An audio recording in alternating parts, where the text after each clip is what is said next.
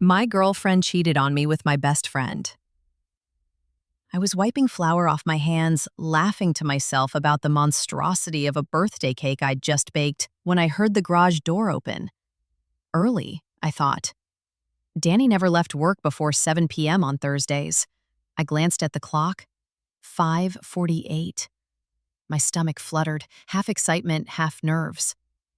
We hadn't had a proper date night in months, thanks to her crunch time at the marketing firm. Maybe she'd finally gotten that promotion she'd been grinding for. I rushed to the hallway, still holding the spatula, but froze when I heard giggles. Not hers. Familiar giggles. Soft, musical. The kind that used to make me smile when we were teenagers. Amy's giggles. My best friend's.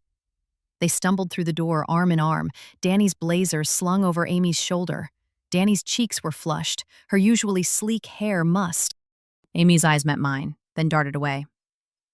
"Oh," Danny said, her voice high and strained. "You're home." The air smelled like vanilla from the cake, but underneath it, bourbon, and Amy's jasmine perfume, cloying suddenly. "Surprise," I said, gripping the spatula tighter. The red flags were there. I'd just glued rose-colored glasses over my eyes. 3 weeks earlier, Danny started working late twice a week. Her phone, once left carelessly on the couch, now never left her pocket. She flinched when I touched her shoulder while she typed. "Stress," she'd say, kissing my temple. "It's just this project." Then, Amy began canceling plans. Lunch dates, movie nights, always last minute.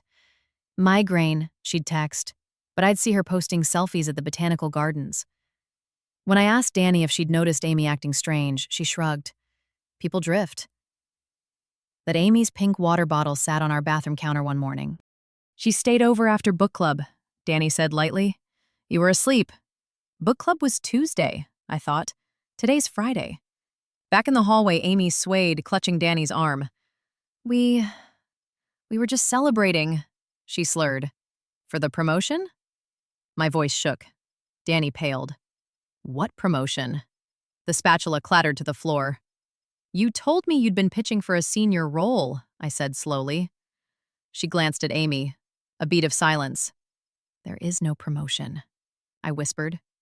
The truth came in pieces. Stolen lunches, business trips that lined up with Amy's influencer retreats, Danny's hands, the ones that used to trace constellations on my back, now trembling as she said, "It just happened." "For how long?" Amy stared at the floor. 6 months. I didn't scream, didn't throw the cake. Just stood there, crumbling like the burnt edges I'd tried to hide under frosting. Danny slept on the couch.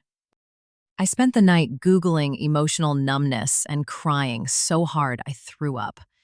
At 3 a.m., I crawled into Amy's Instagram, scrolling past photos I was tagged in, us at pride parades, Danny's arm around both of us. A reel from 2 weeks ago, Amy laughing. The caption, "When your bae surprises you with tickets to Cabo." The camera panned to a hand holding a margarita. Danny's tattoo, a tiny moon on her wrist, glistened in the sunlight. I'd texted her that day, "Miss you, hope you're resting." She'd replied, exhausted, working late again. "Love you, love you, love you, love you." Now my suitcases are open on the bed. Danny's begging me to stay, her words a blur of mistake and therapy. Amy sent 17 apology texts. I haven't blocked her yet. Part of me wants to burn their lives down, post the screenshots, tag their families. But the other part, the stupid, hopeful part, remembers Danny dancing with me in the kitchen last winter, her nose red from the cold, whispering, "You're my forever."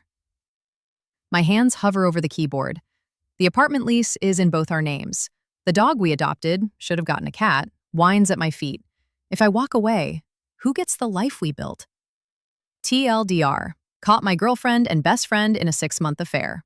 Now, I'm torn between rage and hope.